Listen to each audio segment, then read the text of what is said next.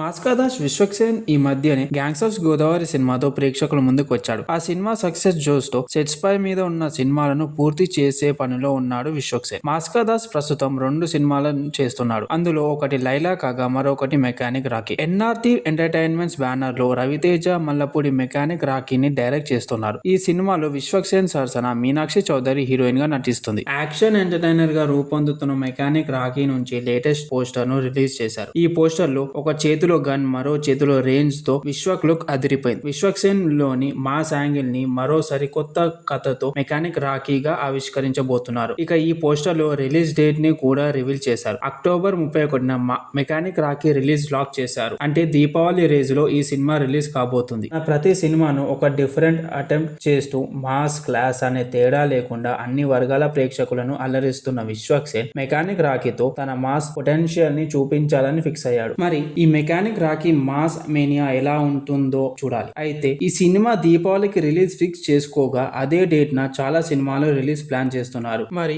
వీటిలో ఏది ఉంటుందో ఏది వాయిదా పడుతుందో తర్వాత తెలుస్తుంది. అయితే ఎవరొచ్చినా రాకపోయినా విశ్వక్సేన్ మెకానిక్ రాకీ మాత్రం దీపావళికి వచ్చేందుకు ఫిక్స్ అయ్యాడు. ఈ సినిమాతో విశ్వక్సేన్ ఈ ఇయర్ 3 సినిమాలు రిలీజ్ చేసినట్టు అవుతుంది.